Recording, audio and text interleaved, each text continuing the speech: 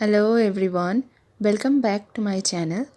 Today I am going to share a very simple, super delicious recipe, Niramish Fulkopi Kosha, cooked in a traditional home style way.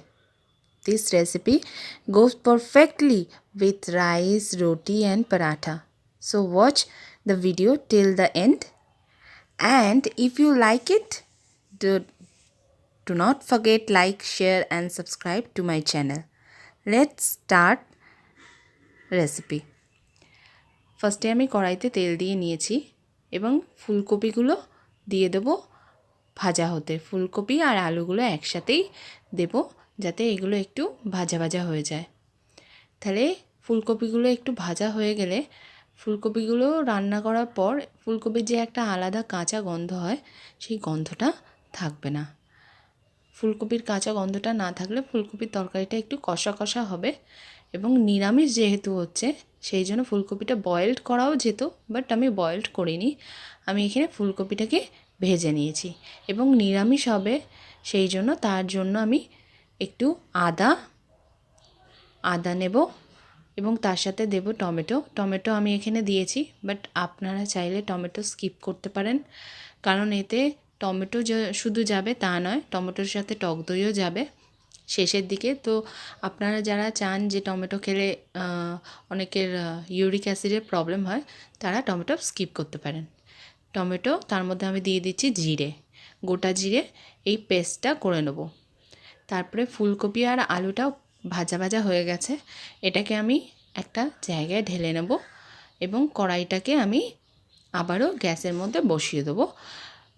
Tomato, জিরে আর আদা রসুনের যে পেস্টটা আছে ওই পেস্টটাকে ভালো মতন কষার জন্য কড়াইতে দিয়ে দেবো তেল। তেলটা গরম হয়ে উঠলেই আমি এর মধ্যে দিয়ে দেবো টমেটো, জিরে আর আদা রসুন নয়, আদার যেই পেস্টটা, তার মধ্যে আমি পেঁয়াজ ইউজ করিনি, কারণ পেঁয়াজ যেহেতু এটা নিরামিষ বানানো হচ্ছে তাই পেঁয়াজ যাবে না। তো এই মশলাটা কষা কষা যখন হয়ে যাবে, টমেটোর কাঁচা গন্ধ ওইগুলো চলে যাবে, তখন এর মধ্যে একটু নুন আর হলুদ দিয়ে দেব। নুন আর হলুদ দিয়ে কাঁচা কালার লঙ্কার গুঁড়ো দেবো। আমি এখানে গুঁড়ো লঙ্কা যেটা ওটা ইউজ করছি না ঝালের জন্য, কারণ আমার বাচ্চা খাবে, সেই জন্য আমি এটাকে ঝাল ছাড়া কালার লঙ্কা দিয়ে ইউজ করছি। তো তার মধ্যে টক দই রেখেছি।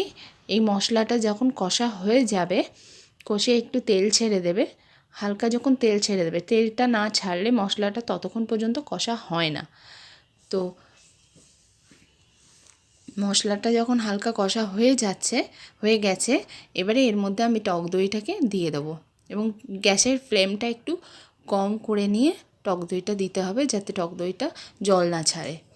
টক দইটাও দিয়ে কষিয়ে নিয়ে মশলা থেকে যখন তেলটা ছেড়ে দেবে তখন তার মধ্যে ভেজে রাখা ফুলকপি আর আলুগুলো দিয়ে দেবো।